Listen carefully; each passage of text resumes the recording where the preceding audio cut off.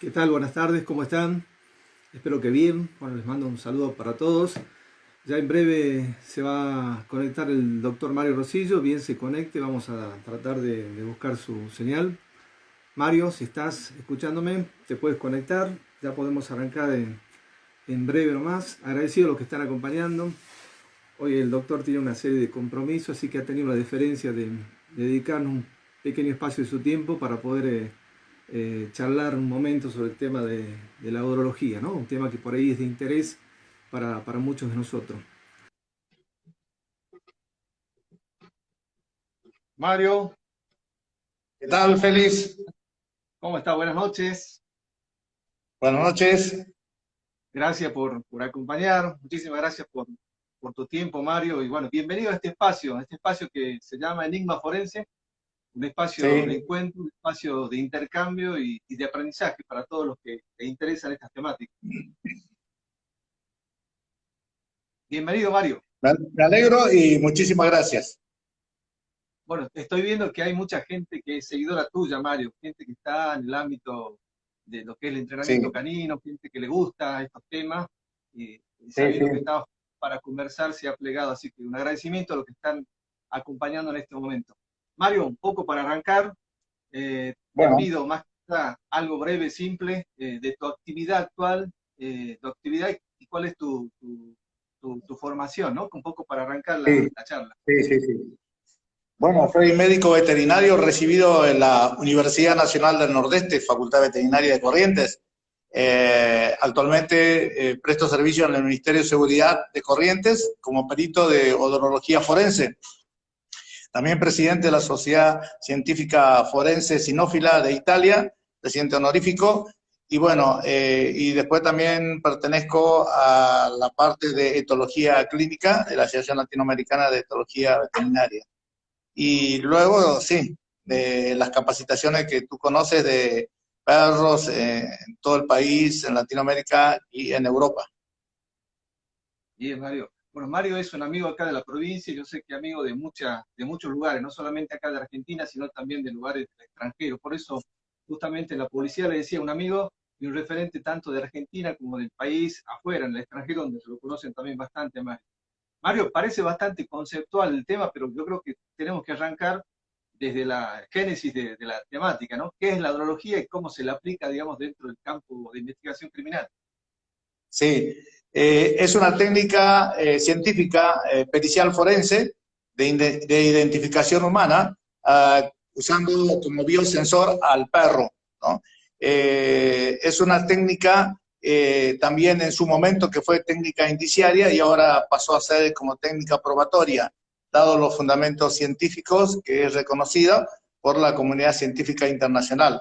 Ese orden tanto por el lado del perro, de la neurofisiología olfatoria del perro, como también lo que respecta a la descamación epitelial humana. Por eso es una técnica probatoria, pericial forense, de identificación humana sobre elementos que se hallan en la evidencia de la escena del crimen y que luego es hecha por rueda de reconocimiento, ¿no? Por los perros, en rueda de reconocimiento con una línea exploratoria entre 5 y 6 frascos, dado que la memoria olfativa del perro es de 15 segundos, entonces se trata de hacer una media y el perro hace una exploración entre 7 a 8 segundos.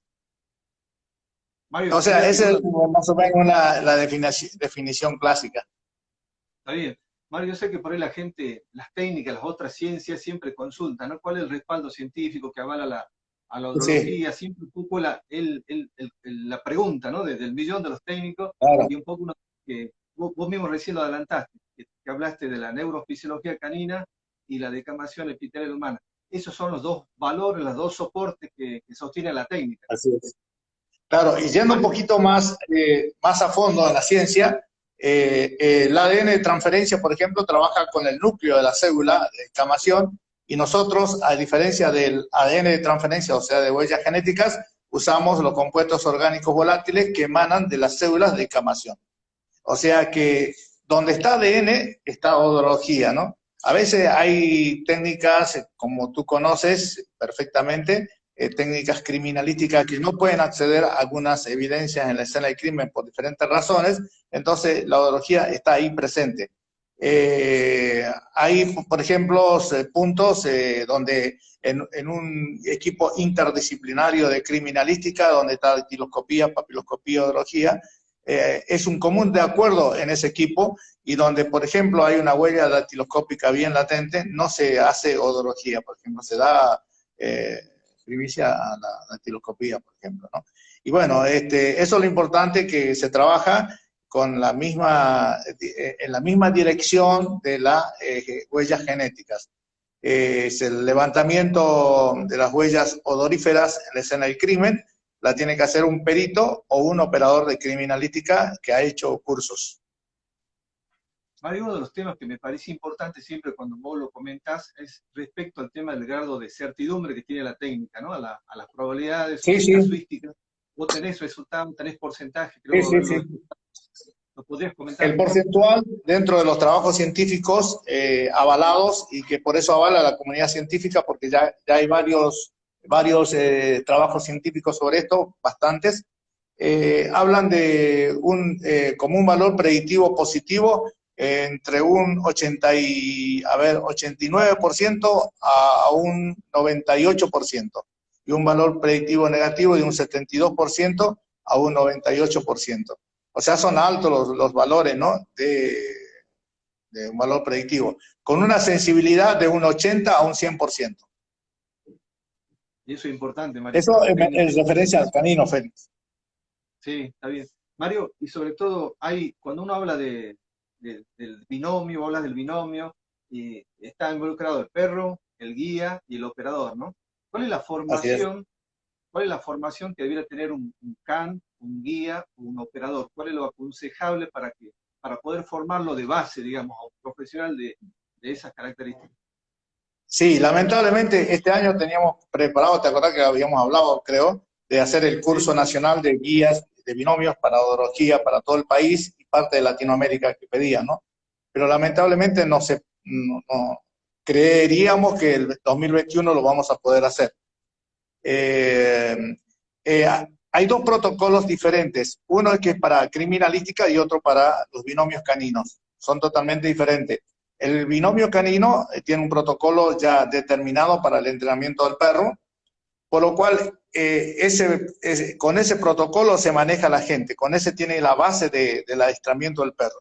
De pronto un adiestrador tiene, porque el adiestramiento es un arte, el adiestrador tiene alguna cuestión de arte que puede mejorar o que puede adelantar el tema del adiestramiento por una técnica que él tenga, bienvenido, por supuesto, pero él tiene que siempre estar dentro del protocolo que ya está establecido para el entrenamiento canino. ¿Cuánto tiempo? ¿Qué es los pasos que debe hacer? Por lo cual, yo ya he tenido experiencias internacionales con instructores internacionales que han venido cuando estaba en Río Negro, a capacitarse conmigo, y eran instructores profesionales de fuerzas importantes, y bueno, ellos habían visto cómo es la técnica, le expliqué, y bueno, cuando fueron a su país de vuelta, al mes y medio me dijeron, doctor, estamos estancados, no podemos avanzar. Es justamente porque no se ha seguido el protocolo, ¿no? Entonces, el entrenador canino, por más profesional que sea, todo tiene que seguir el protocolo para llegar al objetivo del perro. A eso se le puede sumar cualquier arte que tenga el operador del perro, el conductor del perro, para poder mejorar, no hay ningún inconveniente, pero siempre dentro del protocolo. En tanto que criminalística tiene otro protocolo, que es el levantamiento de las huellas odoríferas en la escena del crimen, que tiene que cumplimentarlo fehacientemente, ya que un mal levantamiento de huellas odoríferas de la escena del crimen va a malograr la pericia, dado que el olor base, que sería la evidencia propia de la escena del crimen, no va a alcanzar para que el perro pueda hacer la identificación. Entonces, esas son cuestiones importantes, ¿sí? No, digo, el tiempo de formación para un can que arranca de cero, ¿qué tiempo le damos de formación? Claro, sí, el tiempo de formación básico es de 4 meses. Una vez que han pasado los 4 meses, el perro entra en 3 meses más de prueba sobre pericias a tiempo real, o sea, pericias, digamos, a tiempo real en el sentido que se hacen las pericias basadas en hechos reales y lo más real posible de un hecho. Entonces, cuando el perro después ha hecho el entrenamiento de los 4 meses, pasa esos 3 meses a hacer todo ese tipo de prácticas con pericias que son formadas en base a hechos delictivos, ¿no? De diferentes tipos, ¿no? Entonces ahí va en tiempo completo, con los testigos, completo como si fuera realmente una pericia. Cuando el perro ha desarrollado todos esos 7 meses, ya está operativo para poder trabajar. Bien, Mario. Hay un término que siempre mencionas vos, y yo creo que por ahí a todos nos genera siempre interés en saber, ¿no? El rastro biológico. Sí. ¿Por qué nos explica un poquito sobre el rastro biológico, Mario? Rastro biológico. El rastro biológico es un nombre, yo antes a esa técnica le había puesto rastro criminal en Río Negro. Después cuando comencé a ir a Italia, me encontré con un grupo de científicos de Italia que trabajan en la parte de olfato y me dijeron, doctor, ¿por qué se llama rastro criminal? No, porque es un nombre que puse en su momento y bueno, sigue. Yo creo que lo más conveniente, doctor, dice, es que ponga rastro biológico, porque lo que el perro detecta son restos biológicos, y exactamente quedó así. O sea, desde el año 2015, que estuve en Italia, la primera vez, de ahí arrancamos con el nombre de rastro biológico. ¿Qué hacen estos perros? Estos perros son entrenados para ir a la escena del crimen. O sea, hay una escena del crimen, depende de qué escena del crimen, ¿no? Por ejemplo, una escena del crimen donde ha estado una víctima cautiva y uno quiere saber si estuvo la víctima o bien si estuvo el victimario en esa escena del crimen. Una trata, lo que sea, de ese tipo, ¿no? Entonces el perro lo que hace es oler el olor referenciado de la víctima y hace digamos, un trabajo de circuito dentro del lugar de la escena, y si es un habitáculo, y va haciendo un círculo en el sentido de las agujas del reloj y después hacen cruces diagonales sobre la habitación. También va haciendo, olfateando las diferentes sillas, mesas, camas, lo que haya, y donde encuentra el olor referenciado de la víctima o del victimario, el perro se sienta. En ese momento que se sienta el perro es fotografiado y también es filmado durante el momento que está haciendo. Siempre el rastro biológico es con marcación pasiva. Y aclaro esto porque por ahí en la televisión aparecen algunas personas que dicen que el perro hace rastro biológico y el perro rasca. O sea que un perro que hace rastro biológico y que rasca una escena puede estropear una muestra que es para ADN. Por ejemplo, el perro detectó la muestra que puede servir perfectamente para ADN, como sangre lavada, sangre en escama o cualquier otra, o semen que no se ve. Y si rasca puede estropear la muestra para ADN. En tanto que el perro con la marcación pasiva evita el estropearse la técnica. Por eso que aclaro eso, ¿no? Que es marcación pasiva. Mario, ¿qué diferencia hay con el perro que hace odorología? Con este perro que va al lugar del hecho y hace la búsqueda selectiva de esos restos. La diferencia que el perro de odorología se levanta las evidencias, se resguardan en el banco de olor, siguiendo el protocolo y la cadena de custodia, y cuando el juez dictamina y se ha encontrado el sospechoso del elemento, del hecho, ahí se hace la pericia odorología. En tanto que el perro de rastro biológico lo que hace es, en la escena donde se sospecha que ha estado una persona, se inicia. El perro que primero hizo esta prueba fue Corbata, en unos crímenes en Río Negro. El primero fue en el secuestro de una joven en Río Negro, ¿no? Y hizo las primeras entrenamientos. En ese año, estamos hablando 2006 aproximadamente, creo que yo tenía un alumno que hizo la pasantía conmigo de odorología de Lisboa, de la policía de Lisboa, y sabía de las actividades de Corbata, y cuando se perdió la chiquita Yalén, esa en Portugal, pidió la policía la intervención de Corbata. Y no pudimos ir porque el trámite burocrático de ir con el perro en el avión y toda esa historia llevó como 10 días, y en esos 10 días, 8 o 7 días, ingresaron los ingleses y bueno, nos ganaron de mano y ya agarraron ellos, digamos, la posta de ese trabajo. y lamentablemente no pudimos ir, ¿no? Y bueno, el primer perro que hizo ese fue Corbata. Hizo varios casos de ese tipo de rastro biológico, ¿no? Y realmente tendría que seguirse adelante con esa técnica porque es muy segura cuando el perro está bien entrenado en ese tipo. El perro se entrena en sangre, en todas las formaciones de sangre, algo parecido como hicimos allá, ¿te acuerdas? En Salta, en nodología. Y bueno, aquí se entrena en semen también. Hay que tener voluntarios, que no se saben los nombres, por supuesto. Después se hace con decamación epitelial, que lo hicimos en Italia. Antes yo de ir a uno de los cursos de Italia, la gente ya había hecho las pruebas, los preparados de las pruebas, como para que cuando yo llegara, ya los perros podían hacer la identificación, ¿no? Es muy interesante esa técnica. Mario, antes de llevarte al lugar del hecho, vos repetís siempre que hay varias técnicas para levantar el olor. ¿Podrías comentar cuáles son las técnicas esas para el levantamiento del olor? La primero, nosotros tenemos en primer lugar ahora, hemos cambiado el orden. En primer lugar, nosotros tenemos como la evidencia propiamente dicha, que es lo más importante, la evidencia propiamente dicha. Vamos a suponer que en el lugar del hecho tenemos la camisa, que es un elemento. Entonces, nosotros, con el permiso del fiscal, vamos a usar la etiqueta para nosotros. O si el fiscal nos autoriza el cortar el cuello de la camisa, perfecto. Entonces el corte pasa a ser mucho más importante que la técnica del corte, que la propia, digamos, como es transferencia primaria, que sería colocar la gasa en la camisa o colocar la gasa en algún elemento. Entonces, la transferencia secundaria. La transferencia primaria es la que el individuo, vamos a suponer el criminal, tomó un arma y está transfiriendo directamente a esa arma, ¿no? Vamos a poner un cuchillo. Entonces, eso es una transferencia primaria. Una transferencia secundaria seguiría cuando yo le voy a colocar a esa arma que fue tomada por el delincuente la gasa. En ese momento, el colocar gasa en ese objeto se llama transferencia secundaria. Por lo tanto, hay una disminución de un 40% aproximadamente de calidad de células y calidad de olor. Entonces, siempre es preferible usar la propia evidencia.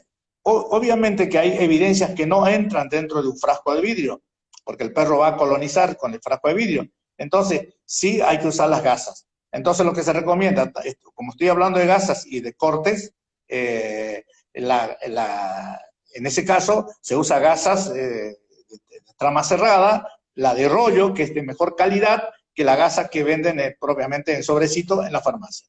Entonces, como punto número 1, la evidencia propia o el corte. Como punto número 2 sería la gasa propiamente dicha, que sería ya una transferencia secundaria. Como punto número 3, el hisopado, y que el hisopado debe usarse en diferentes lugares de la evidencia, y hablamos como ejemplo el arma de fuego. El hisopado pues, se saca de la cola del disparador después que genética ha levantado sus huellas genéticas. Es decir, que después que ha pasado genética a su hisopo, entramos a nosotros a hacer el hisopado. No nos tenemos que preocupar porque siempre hay millones de células, no hay inconveniente. O sea, nosotros teniendo un cálculo cuando ingresamos a la escena del crimen de 667 células de descamación por segundo, ya tenemos un cálculo que cómo nos vamos a manejar. Vos podés interrumpirme, no hay ningún problema, porque hablo por ahí. No hay problema. Luego sigue la cinta, que es una experiencia que estamos haciendo en Rosario, que la cinta la estamos experimentando y que la tienen que experimentar todas las unidades caninas de Argentina, los que trabajan, ¿no? Y que cuando estemos todos de acuerdo y esté funcionando bien, la vamos a aplicar pericialmente. La cinta la usamos solamente para textiles de algodón o tapizado de sillas de tela. Entonces, funciona bien porque es rápida y el levantamiento es rápido. Y después tenemos también el STU 100, que no lo tenemos en Argentina, que vos ya lo conocés, que lo hemos hablado muchas veces, muchas oportunidades. el STU-100, que es una unidad de transferencia de olores humanos que está calibrado exclusivamente para captar solamente volátiles. Es como si fuera una aspiradora, pero que la gente no tiene que confundirse que yo si pongo una aspiradora voy a aspirar los volátiles humanos. No, la aspiradora común le va a aspirar todo lo que hay, ¿no? Entonces, en vez de entrar los volátiles, va a haber una mezcla terrible que lo va a confundir al perro. Entonces, por la duda, digo, ¿no? Entonces, como hablo de como que funciona como una aspiradora, ¿no? Es un elemento que absorbe solamente volátiles y rechaza todo lo que no sea los volátiles. Está calibrado para eso. También se calibra para otros elementos.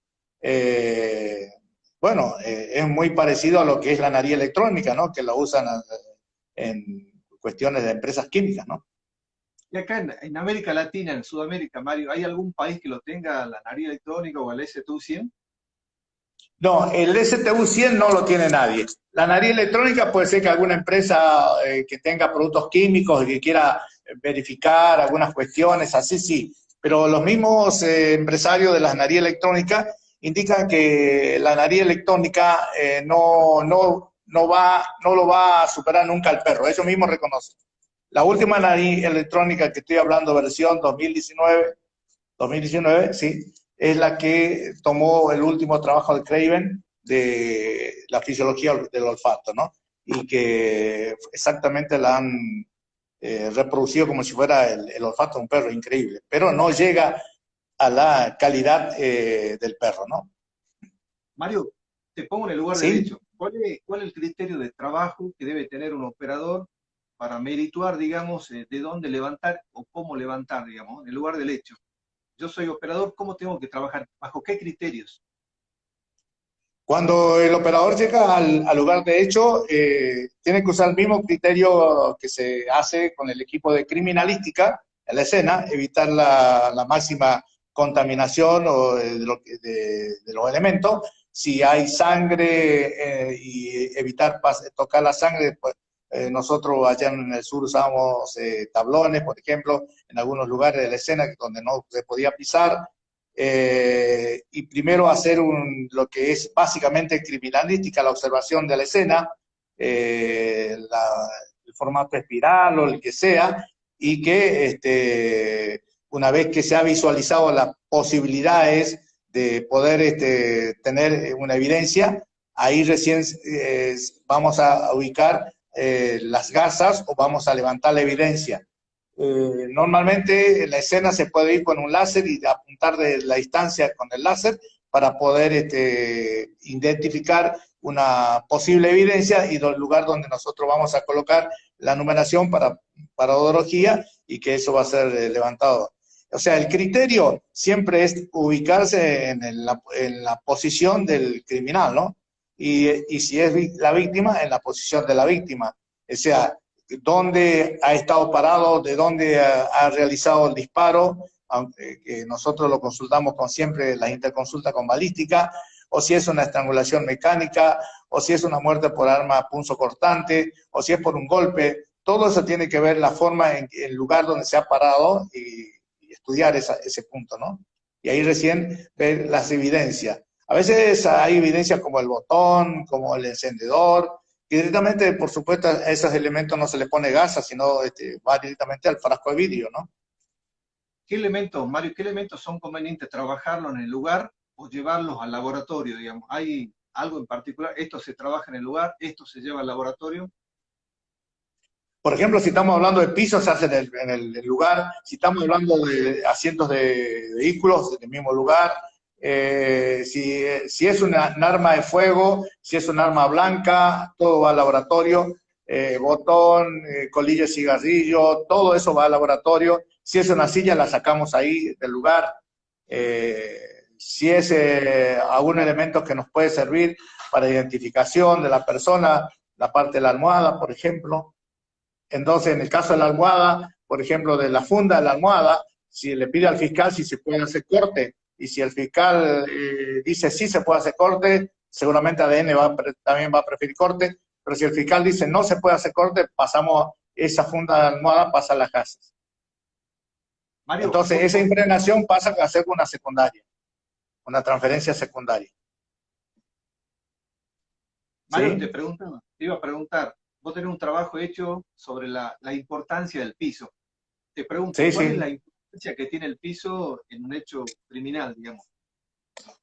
La importancia es que, teniendo en cuenta la descamación que produce, la gran cantidad que se produce por segundos de células epiteliales, y que si no hay corriente de aire en un ambiente cerrado, eso cae a más o menos 1 metro de la persona, 1 metro cuadrado, ¿eh? 1 metro, 1 metro, 1 metro por 1 metro cuadrado.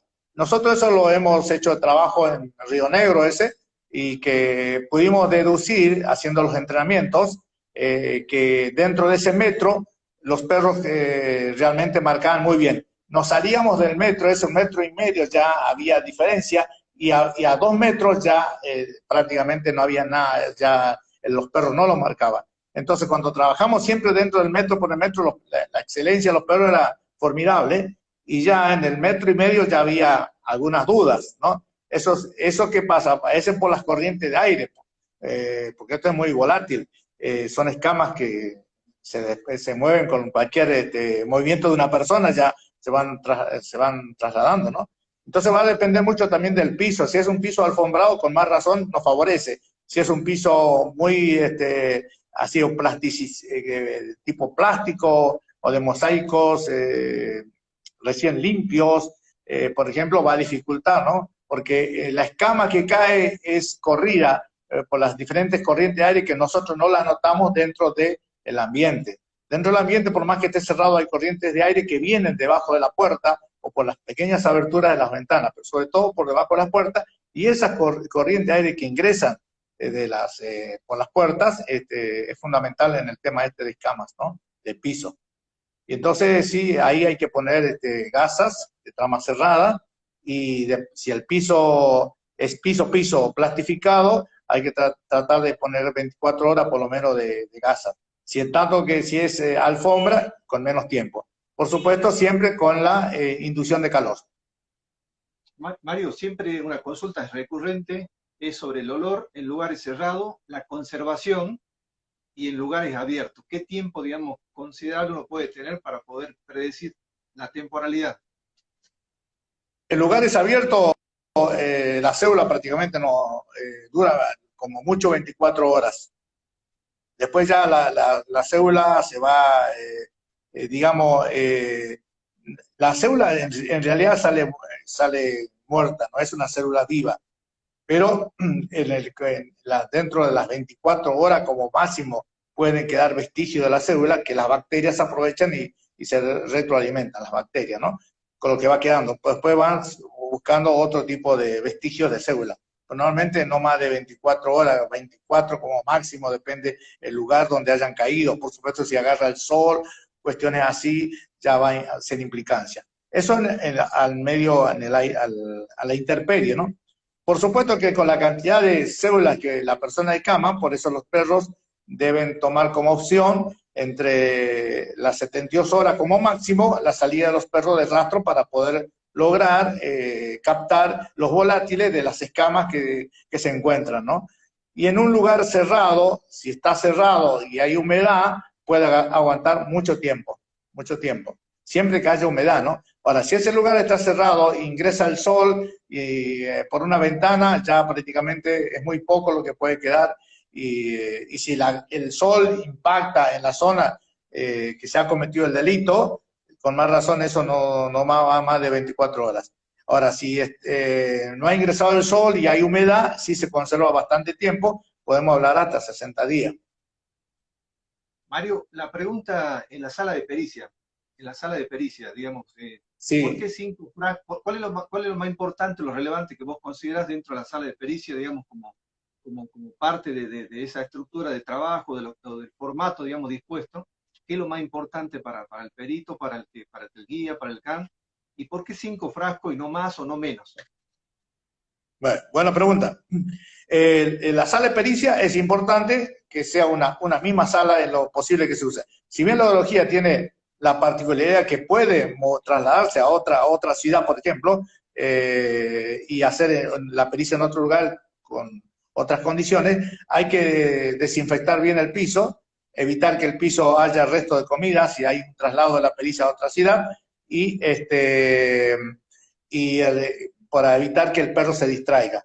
Entonces, en cuanto si uno tiene una sala de pericia, el perro sabe que siempre entrena en esa sala de pericia, ahí recibe el premio y por lo tanto es muy importante eso, ¿no? Conoce su sala, se encuentra a gustos, conoce los olores de la sala, por más que lo limpie, lo que sea, él ya conoce, ya ha grabado los olores, él sabe que ahí va a tener premio, que él sabe que ahí va a jugar con tranquilidad porque es su lugar de juego. Por eso es importante, como fundamental, que la sala de pericia sea única.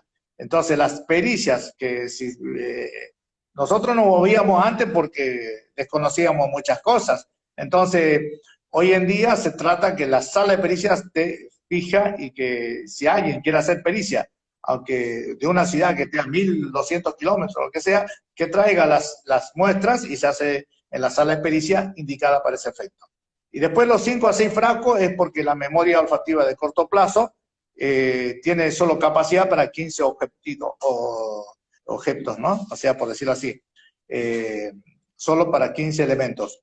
Entonces, como media, hemos tomado como media 5 a 6 frascos. 5 o 6 se puede usar, no hay ningún problema. Menos de 5, no. Ajá. Mario, ¿qué diferencia hay entre Sí, la memoria de corto plazo y la memoria de largo plazo en el animal? ¿Cuál es la diferencia en el entrenamiento y por qué una y por qué la otra? se me fue la...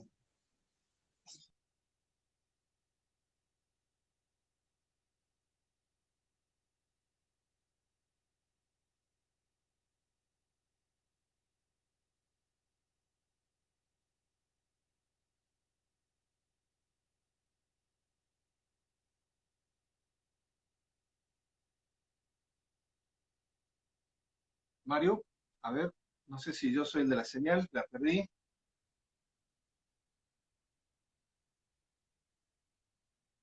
A ver.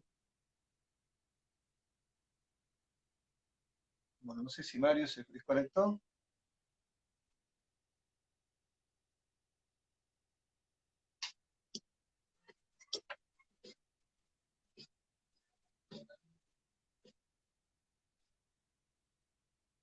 A ver. Mario tenía un compromiso. Mario tenía un compromiso. No sé si se le cortó la señal o el tiempo ya.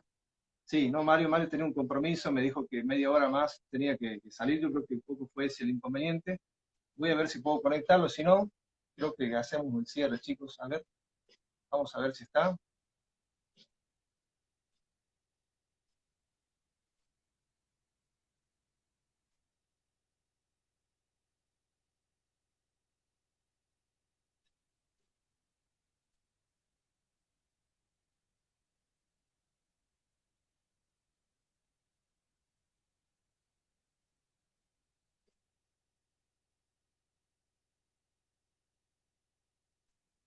Bueno, no, creo que no. Creo que no. Bueno, de todas maneras, creo que hablamos bastante con Mario, le pudimos consultar gran parte de las dudas que teníamos. La última pregunta justamente estaba orientada un poco a lo que me estaba explicando, ¿no? Un poco la importancia del piso en la odrología. Un poco lo que íbamos a consultar es justamente para la gente de CANE, la gente que por ahí... Perfecto, doctor, perfecto. Realmente fue muy claro en todos los conceptos. Realmente me parece que tratamos de abordar lo máximo en cuanto a la cantidad de interrogantes. Si es que quedó dudas, bueno, lo podemos hacer también, se lo podemos canalizar. Él prometió un poco que íbamos a tener una segunda parte para poder también conversar estos temas que me parecieron súper interesantes. Bueno, le agradezco a todos los que acompañaron, a todos los que se sumaron realmente de corazón.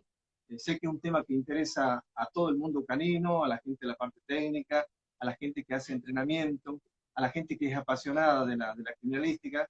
Realmente es un tema que por ahí a veces uno desconoce, ¿no? Y es importante escuchar, informarse por parte de quienes son los que en realidad tienen el conocimiento, tienen la sapiencia y la experiencia de poder aportar información realmente significativa.